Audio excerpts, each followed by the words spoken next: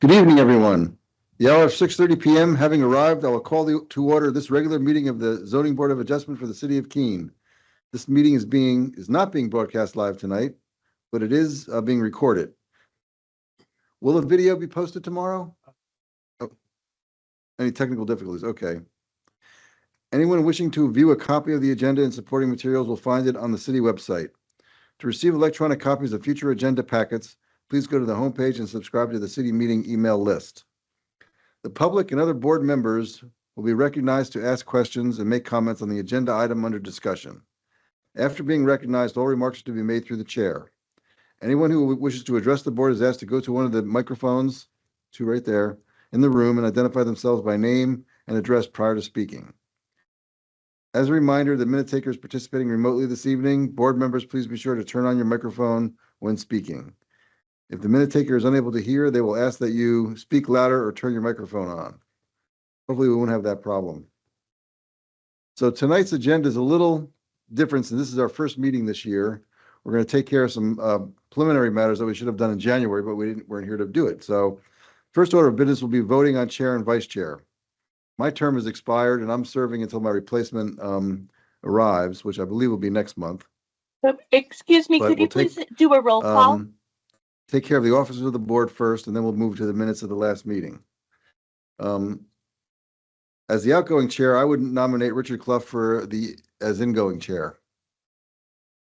Ed Guyot, I'll second that. Okay. All those in favor? Voting is unanimous. You are now the chair. You want to take over? Certainly. So let us vote for vice chair. I'll start that by nominating Ed Guyot. I'll second it. I'll second it. All right, seconded by Joe Hoppick. And all those in favor? And again, it is unanimous. Thank you very much. Minutes of the previous meeting, which this says November 4th, but actually it was the December 2nd. Yes, sir. Let's just, for the minute takers' benefit, do a quick roll call for Certainly. all the board members to see who's here and not here. I can do that. Okay. So Joe Hoppick, I'm here. Ed Guyot, Here. Tad Schrantz, Here. Adam Burke, Here. Richard Clough, Here. Zach Leroy. Okay, that's it. All right, minutes of the previous meeting, which were actually December 2nd. Does anyone have any changes to the minutes? I've looked at them and I didn't see anything worth noting. All right, a motion to approve the minutes So moved. and seconded. Second. All those in favor of approval? And it is unanimous. Thank you so much. That was seconded by Ed Guyot.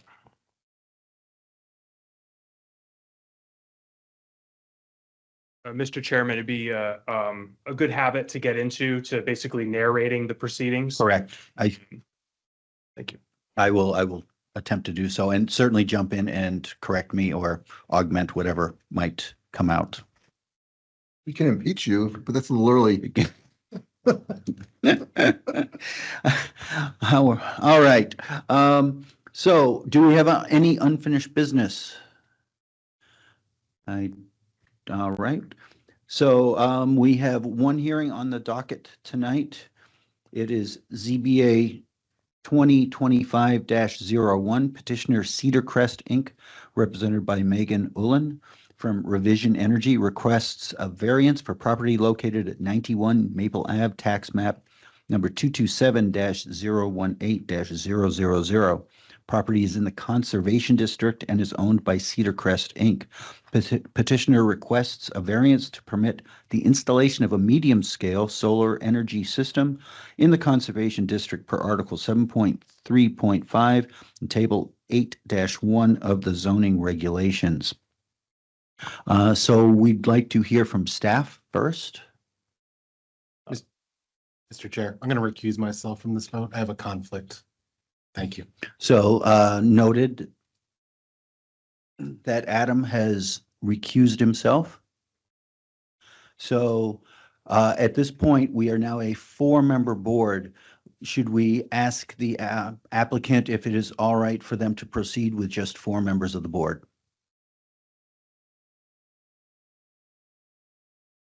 Yep, come on up. I'm going to do a quick Come on staff up. report and then we'll turn it over to you. So, Thank you. okay, thank you, Mr. Chairman. The subject parcel is an existing 5-acre lot in the location of the Cedar Crest Center for Children with Disabilities, a residential care facility that provides medical, therapeutic, and educational care to children with special needs. The site is located on the eastern side of Maple Ave, approximately 600 feet from the New Hampshire Route 12 interchange in the low-density zoning district. The applicant is seeking a variance to permit the construction of a medium-scale solar energy system on approximately 1.6 acres of land to be acquired by Cedar Crest from the city of Keene and incorporated into the subject parcel via a lot line adjustment. The 1.6 acre land area is currently zoned conservation and is part of the Monadnock View Cemetery. When in 2021, with the adoption of the land use, the land development code, the entire city underwent a rezoning effort. The conservation zoning district has 2 permitted uses allowed in it. Open space, which is by its very nature undeveloped green space intended to stay that way, and cemetery. So the intent for that zoning re-effort to zone the Mountain View Cemetery conservation is to acknowledge the kind of the unique land use that is a cemetery and what would be appropriate for it. The medium scale solar system is not permitted within the conservation zoning district, as I just mentioned. It is worth noting that this portion of the cemetery is not viable for cemetery plots due to the presence of underground utility lines. The board may remember that this project came before them on April 1st, 2024, when the city of Keene intended to construct the solar project in the same general location, but keep the project on the cemetery parcel itself at 512 Park Ave. The ZBA at that time granted a variance for a large-scale solar energy system use and a dimensional variance to encroach into the 50-foot setback required by the conservation zoning district itself, 7.3.5, and the solar energy system conditional use permit ordinance, which is and section 16.2.3 of the land development code. The surrounding land uses immediately adjacent to the subject parcel include religious uses to the north and east, single and multifamily to the south, single family and a hospital use to the west, cemetery to the southeast, and cemetery to the southeast. That's all I have, Mr. Chairman. I'd be happy to answer any questions from the board at this time. I have Ed Guyot. Ed Guyot, question for Evan. So Cedar Crest is on a 5-acre parcel. You'd be right. Yes. Is the 1.6 to be added to the 5? I just want to understand the background. That's correct. So they'll have 6.6 in total. Yes. Okay, great.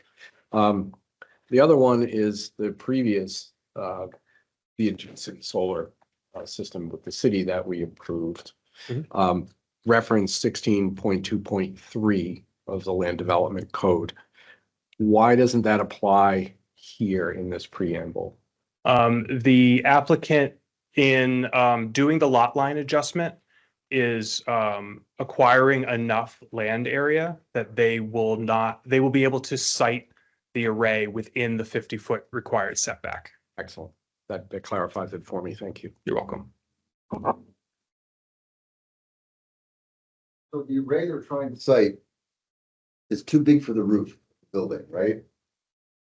Yes, it's approximately and about 30,000 square feet. The applicant can 32, okay. tune me up on that. All right, that was my one question. Mhm. That's probably an applicant question. Sorry about that. That's okay.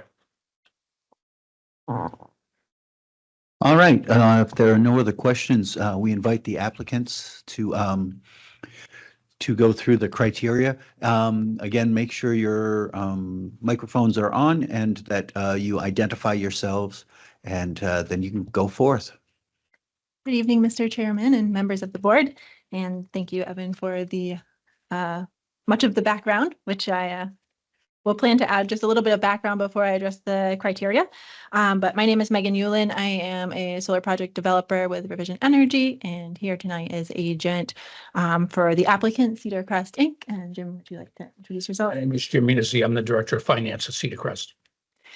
And as Evan mentioned, this project has kind of come out of the evolution of an agreement we had with the city to explore solar development on several parcels of land, this general area of the cemetery being one of those parcels. And that letter of intent in agreement with the city, the solar development was being pursued to help achieve goals of 100% renewable energy offset and to allow the opportunity for local nonprofits to be system owners and system off-takers of solar energy systems, though they may not have the land necessary to do so. And that is exactly the case for Cedar Crest.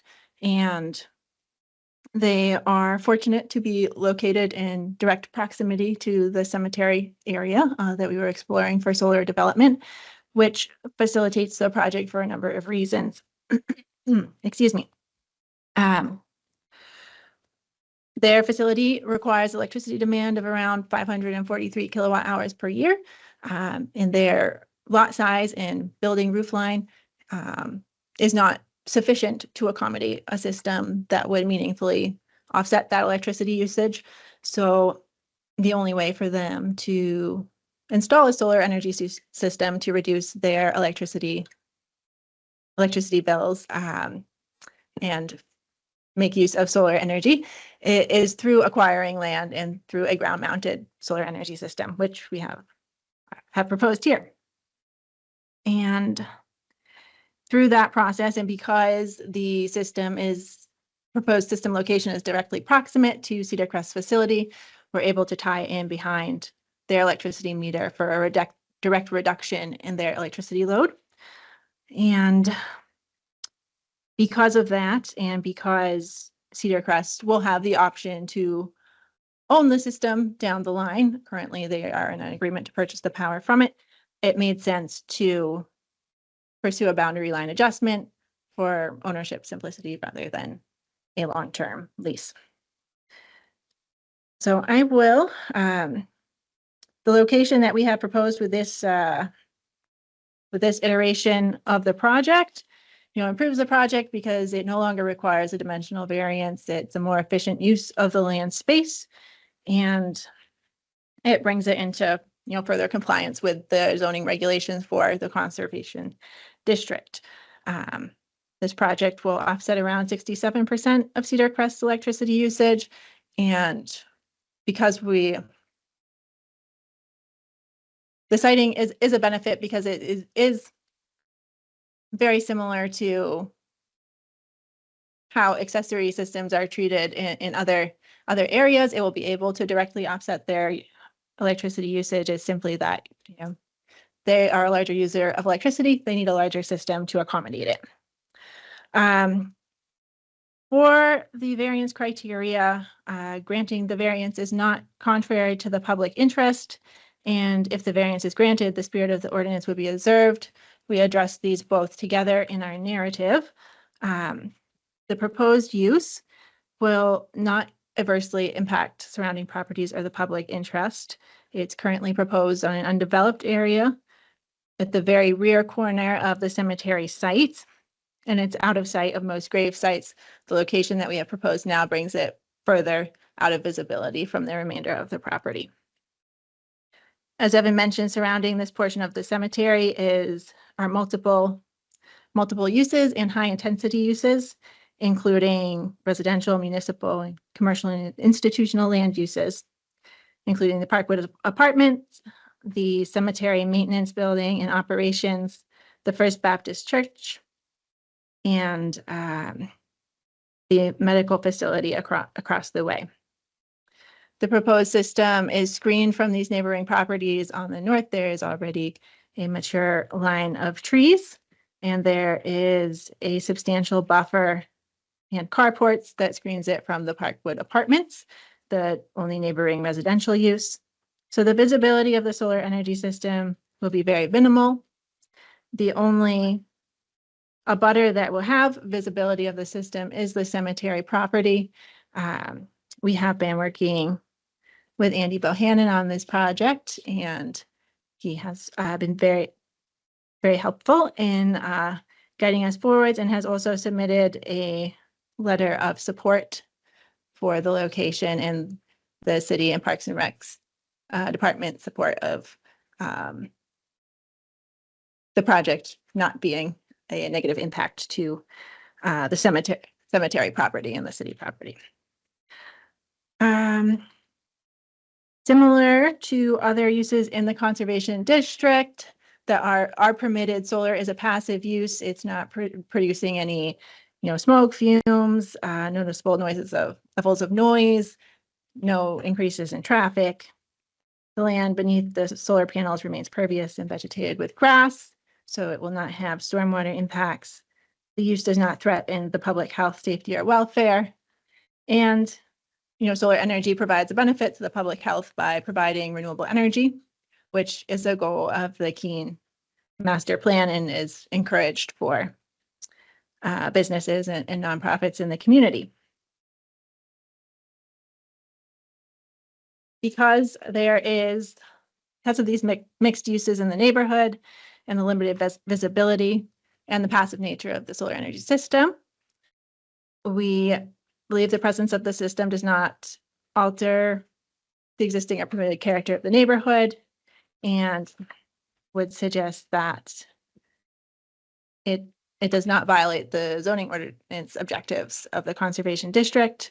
The purpose of the conservation district from 7.3.1 of the Keene Development Code is to provide for lands which have been identified as necessary to preserve as open space because of their critical or delicate environmental nature. This particular portion of the property is not critical or sensitive in nature. There are no wetlands, no wildlife habitat, floodplains, or other surface waters or steep slopes in this particular portion where we have cited the project, nor are there historical or cultural resources. And we are not proposing major changes, grading, tree removal to the land surface. So for this reason, we believe the solar array will not violate the basic zoning objectives, and it does satisfy the first two criteria and does not pose this is not a danger to the public interest. For 3, granting the variance will do substantial justice. The granting of this variance does allow Cedar Crest to utilize an undeveloped portion of land in a manner that is consistent with the spirit of the ordinance and compatible with the surrounding land uses, of which there are many. There's no one consistent land use in this area. And denying it does not serve the public interest, as it prevents Cedar Crest from moving forwards with a renewable energy project that meets the goals of the city and meets Cedar Crest's goals for being able to power their facility with more renewable energy. 4, granting the variances does not diminish the values of the surrounding properties. Compared to the existing high-intensity uses, solar is a passive use that is very quiet. It's located in an area that has limited visibility from properties. It's not going to provide a negative visual impact. And it is located in an area, as previously stated, it's a mixed-use neighborhood that accommodates a number of different land uses. And some of these are high-intensity uses, for example, the high-density apartments and the medical facilities present in the area. With respect to visibility, the solar array, as we said, will be fully screened from neighboring properties to the north and to the very south, where the residential apartments are located, by the existing vegetation that is in the area. And the visual impact on the cemetery will be very minimal due to its placement at the very rear corner. It's a very small portion of the overall 46-acre parcel. And so, given the passive nature of the solar energy system and its limited impact on the adjacent properties, the value of those surrounding properties will not be diminished by the proposed use. And the primary abutter is the city, which is a cemetery property. So we just call out that that property is not taxed, and therefore the value may be immaterial, but the presence of the solar energy system does not detract from the aesthetics or detract from the value of it.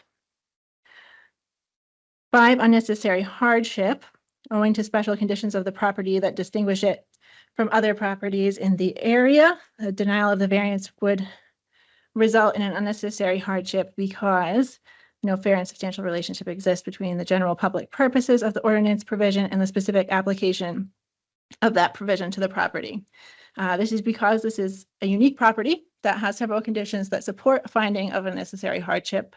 The first being that this property is located in the conservation district, which has only 3 uses permitted by right: cemetery, conservation area, and then a telecommunications facility by special exception. However, this portion of the cemetery property, as I've mentioned, is not viable for use as cemetery because of the buried underground utilities.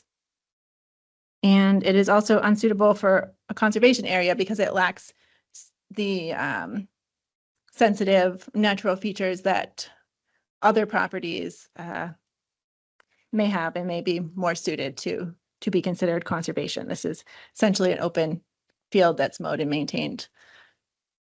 And because of that, the only reasonable permitted use for this area would be a telecommunications facility, which has a greater visual impact on the surrounding properties than a ground-mounted solar array. And this portion of the property is also unique because it is flat, cleared of trees and vegetation, and already contains some naturally existing visual buffer. If literally enforced, this land would be practically unusable due to the limited uses allowed in the conservation district and due to the special conditions of the parcel. This result would not have a fair and substantial relationship with the purpose of section 7.3.5, which is related to the use of the conservation district, primarily because that appears to have been intended to protect open spaces which have a critical or delicate environmental nature, which does not apply here. Therefore, strictly applying those permitted uses of the property will not further the intention of the zoning, and there is not a substantial relationship between the ordinance provision and its application to this particular property. The proposed use is reasonable because solar energy is a passive use. It's similar to the existing passive uses that are allowed, and it will not adversely affect the cemetery property or the surrounding properties.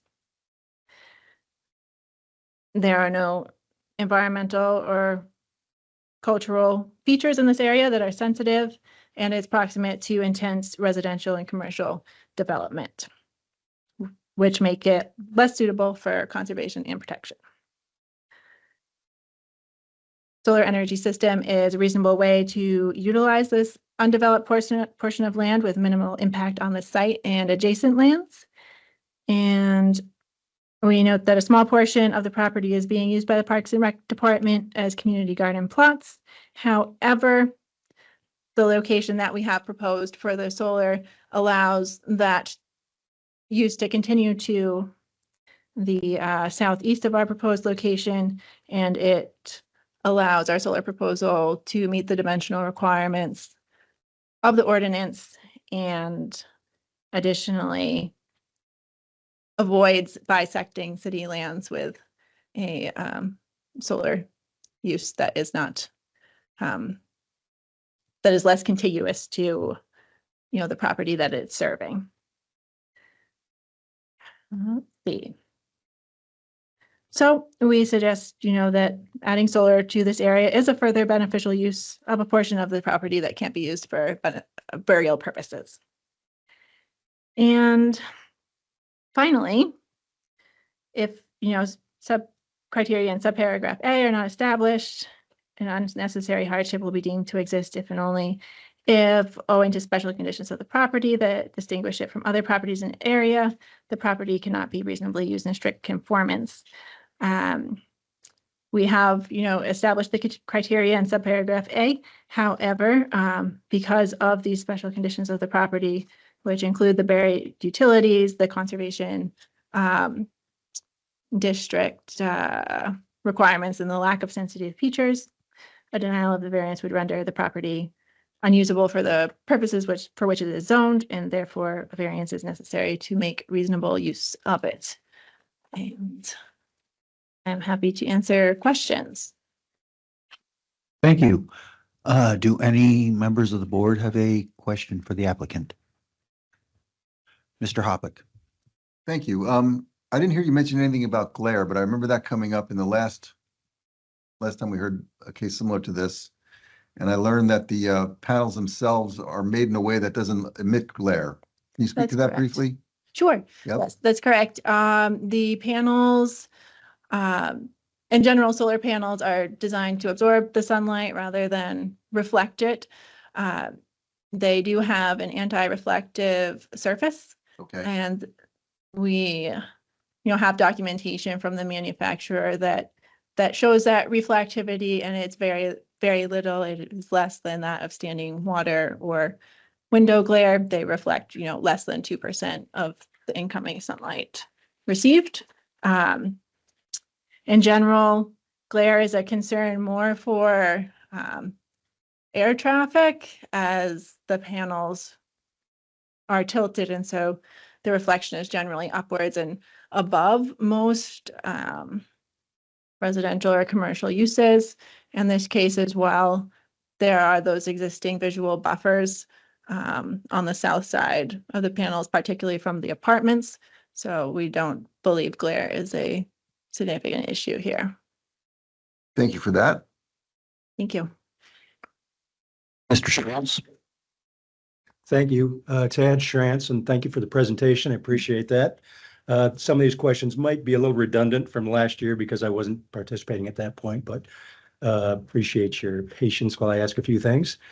For the parcel, last time you guys looked for a variance for setbacks. And I guess I question why you're not doing that this time, because if you're only achieving 67% of your goal, why wouldn't we look for a variance and try to utilize the entire site if it meets all the criteria that you're speaking to? It's a good question. Thank you.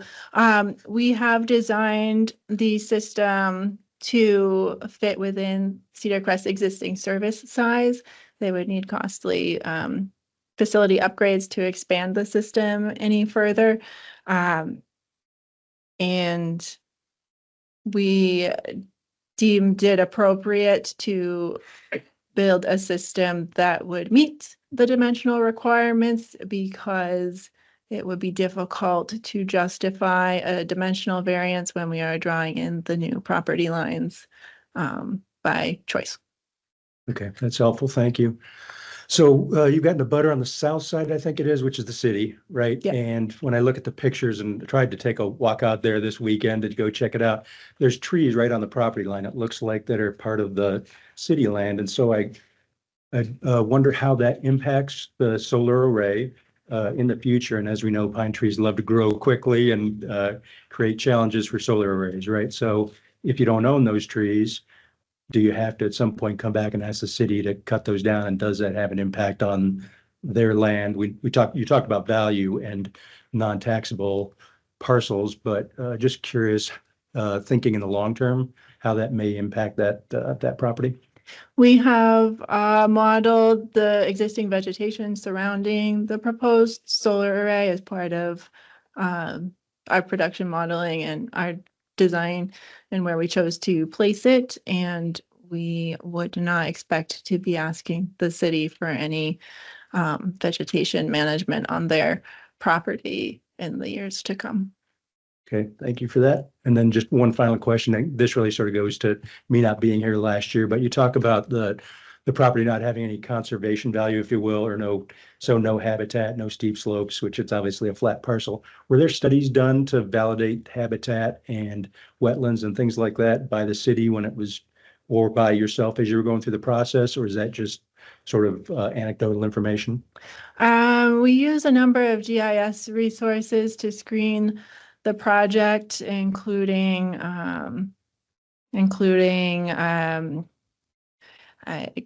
NHFG, like wildlife habitats, and wildlife corridors, and we submit a data check with the New Hampshire Heritage Bureau to screen for like rare plants and rare animal communities. Those are the resources that we use in order to determine that it was a viable location. From that perspective, there are wetlands elsewhere on the property, but this particular corner has been maintained and, disturbed and, has had, garden plots on it currently.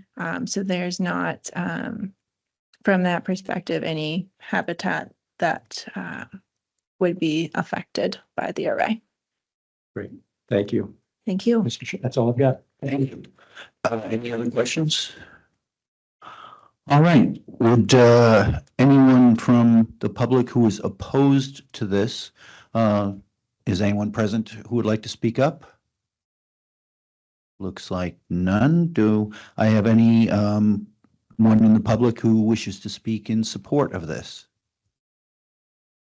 Again, nice and quiet. Okay. Oh, is there? Nope. No, just me. Yeah. Just me. Yeah, if you wouldn't mind, Mr. Chairman, I'd like to read the letter of support from Mr. Bohannon into the record. Oh, certainly. It was in our packet. It should have been in the packet, but dated February 13th, 2025, from Andy Bohannon, Deputy City Manager. This letter is to serve as a letter of support for the requested variance for the installation of a medium-scale solar energy system on approximately 1.6 acres of undeveloped land in the Conservation District located in Monadnock View Cemetery. City Manager has been authorized by City Council to execute an agreement for the land sale, and the project is consistent with the efforts of the Comprehensive Master Plan and Energy and Climate Committee's renewable energy initiatives. This project has been in development for several years, and the city began working with Revision Energy to identify parcels within the city that could support medium to large-scale projects. Monadnock View Cemetery presented a prime opportunity to not only meet that need, but provide support to a local nonprofit organization as an energy off-taker. As the project developed, the city determined that a relocation of the project and land purchase would provide the best path forward to everyone involved in the project. Cedar Crest operates as a specialized pediatric medical facility and school, which has limited space to provide solar, and with this proposal, it meets our community goals to provide more sustainable energy and reduce our carbon footprint by 2030. The city supports the request for a use variance without installation of additional visual buffer due to the nature of the location. Currently located in the northwest corner of Monadnock View Cemetery, the parcel is not in view of the public way and is buffered to the south by large pines and carports from Parkwood Apartments. To the east is the cemetery operations building and a row of trees buffering section N of the cemetery. The remaining open 1.5 acre field will be converted into new community garden plots supported by the Parks and Recreation Department. The solar location provides continued passive use, no different than the current use as garden plots, and will allow the city to redevelop and create a stronger community garden program. This project provides a win-win for the community in many ways, and we hope that you find the spirit of this variance in alignment with our current zoning practices and the Comprehensive Master Plan. Thank you. All right, there wasn't really any other public comment, so the applicant doesn't have to respond to it. So let us close the public hearing and go into some deliberation. Oh, okay. Excuse me, there are a few more questions. I just want, thank you. Thank you. I just wanted to get the public part of it out of the way. You identify in your application the unique characteristics of the property as the limitations of zoning. In other words, there are 3 uses permitted: conservation, telecommunications, and cemetery, right? I think you said. But doesn't the requirement or the criteria speak to the characteristics of the property, not of the zoning regulation? Believe I understood it to be the specific application of that provision of ordinance to this property, which we, determined to be not of a fair and substantial relationship due to the conditions of the property, primarily it not having those sensitive and critical features that are, proposed to be, can't think of the word, but are proposed to be features of, conservation lands that would be protected by this district. Okay. That's a fair answer, and thank you. That's all I have.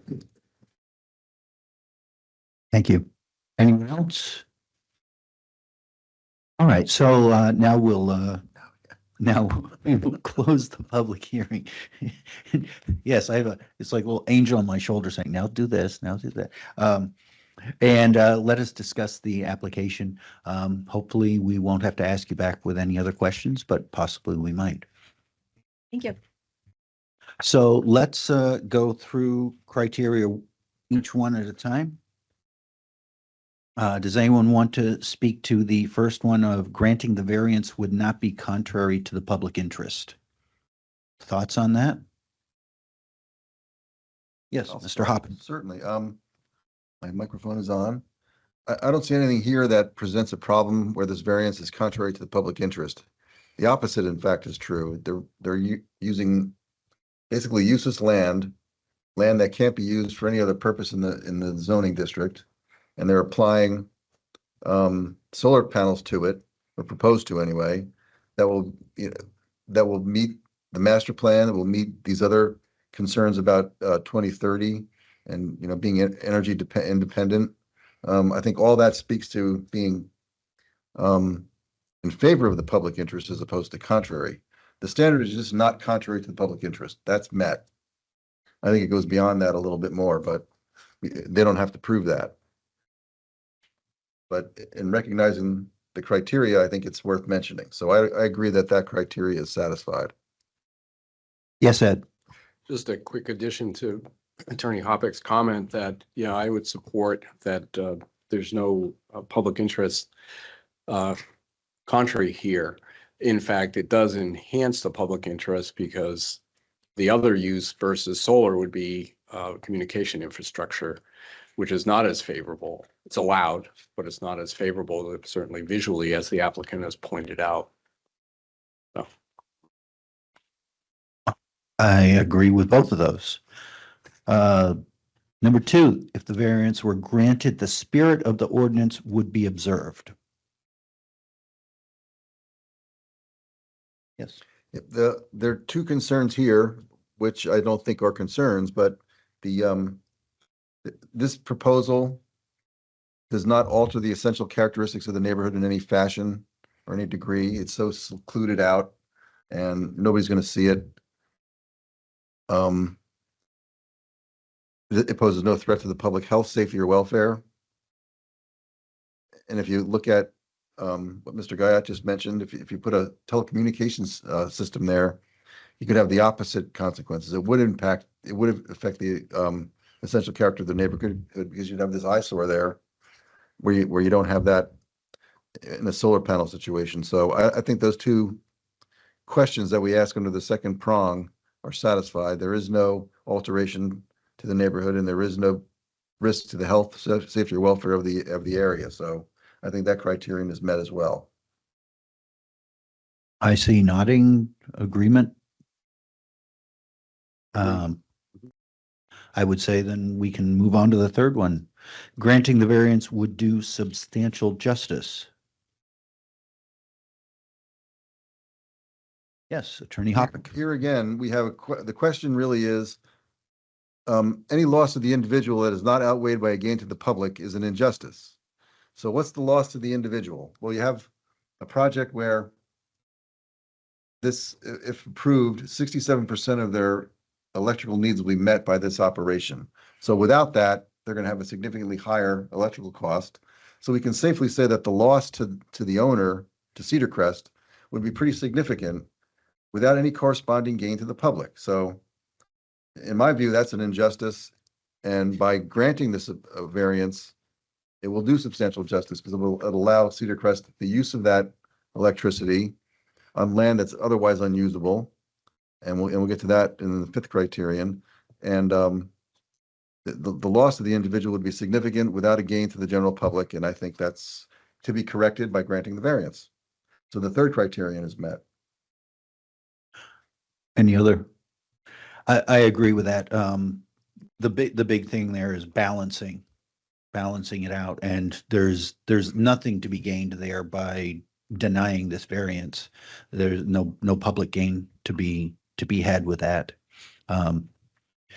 Okay, going on to 4, if the variance were granted, the values of the surrounding properties would not be diminished. Anyone want to take that? Yes. I'm on a roll. So here, I always look for whether or not there's any evidence or any common sense reason why an application, if granted, would diminish property values. Here, there was none. As mentioned a moment ago, that's relatively secluded. There's tree barriers everywhere.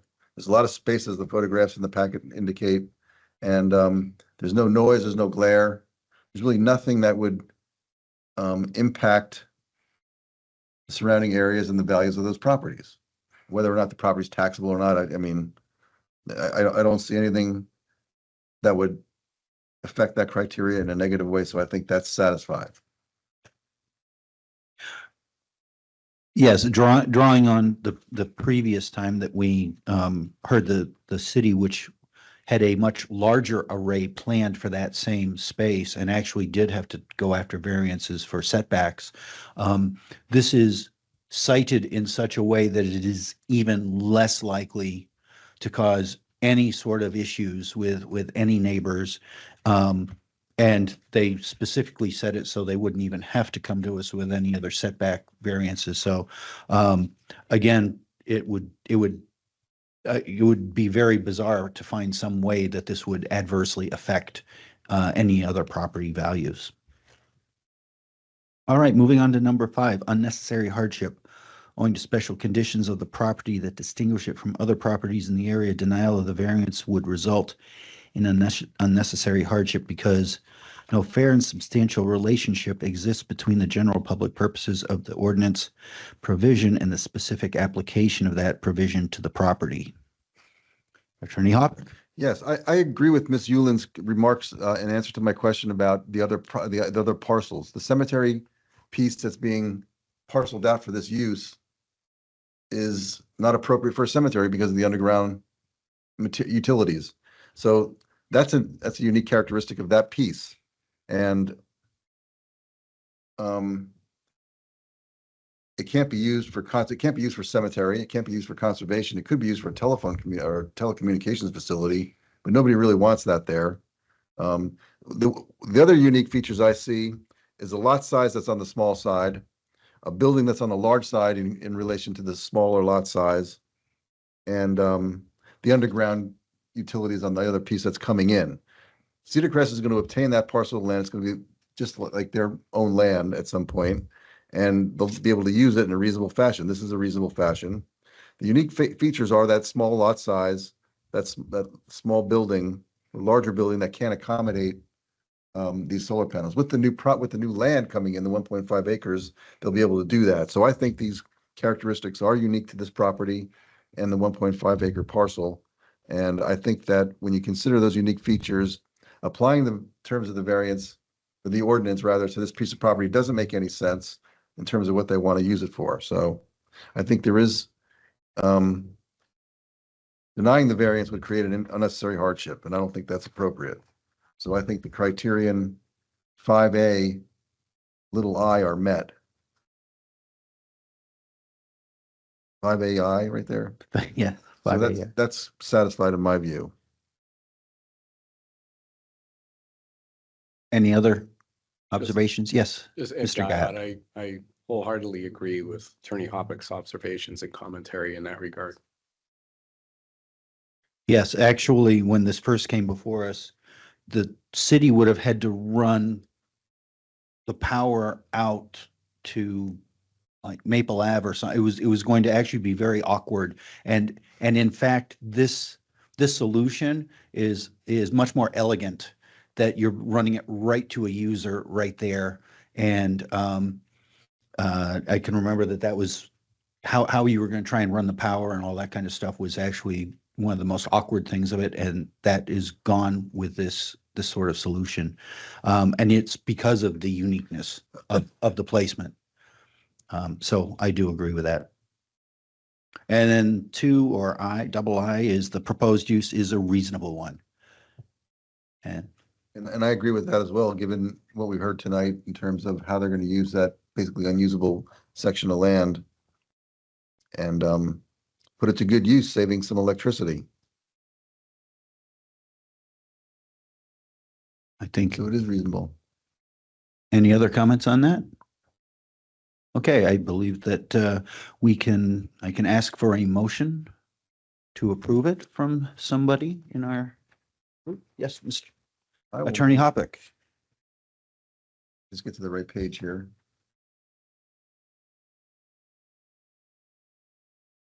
Get my eyes on. I move we approve ZBA 2025-01 for petitioner Cedar Crest Inc. Its request for a variance for property located at 91 Maple Avenue, tax map 227-018-000.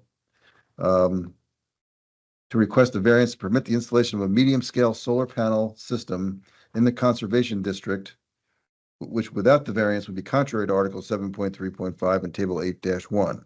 So I move that we approve that variance without conditions. Do I have a second? Ed Guyot, second. Ed Guyot seconded it. All right, let us go through the criteria.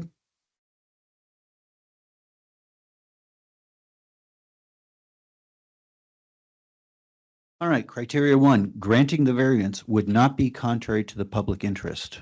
All those in favor? Unanimous. 2, if the variance were granted, the spirit of the ordinance would be observed. Again, all those in favor? Unanimous. 3, granting the variance would do substantial justice. All those in favor? Again, unanimous. 4, if the variance were granted, the values of the surrounding properties would not be diminished. All those in favor? Unanimous. 5, unnecessary hardship owing to the special conditions of the property that distinguish it from other properties in the area. Denial of the variance would result in unnecessary hardship because no fair and substantial relationship exists between the general public purposes of the ordinance provision and the specific application of that provision to this property. All those in favor? Unanimous. And the last one, the proposed use is a reasonable one. All those in favor? And on the main motion, which I did not write down. Motion to approve ZBA. Motion to approve ZBA 2025. All those in favor? And again, unanimous. Thank you all very, very much. Good luck.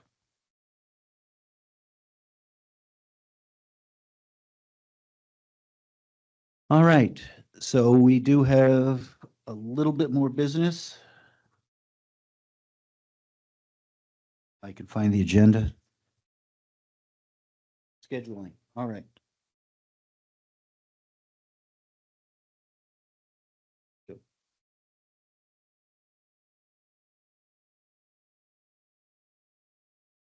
Has everyone had a chance to look at or is looking at the, of course, Attorney Hoppick is really looking for it and he's got like one more time. All right. I'm going to vote on it just so I can say, ha, ha, ha. All right, are there any, obviously the, I believe it's the Labor Day that's on a Tuesday. All the other dates are accurate in terms of being a first Monday. Is that true? That's correct. And the September 2nd is called out on the schedule as being the Tuesday Correct. instead of the Monday. All right, so, Adam has rejoined us. So, do we vote on this? Yes, please. Okay, so, motion to, accept this, schedule for the remainder of the year So moved. and seconded. Ed Guy. Ed Guyot seconding. All in favor? All right. And again, it's unanimous. Thank you so much. The last thing I would like to do is thank Attorney Hoppick for all of his dedication to this board. I feel much more comfortable being able to do this, having observed him for a number of years. And Jane Taylor happens to be absent, but also extending a big thank you to her because, again, she brought some real insight to a number of our hearings. So again, just on behalf of at least myself, thank you very much, Mr. You're Hopper. very welcome. I enjoyed every minute of it. All right, I guess we are adjourned.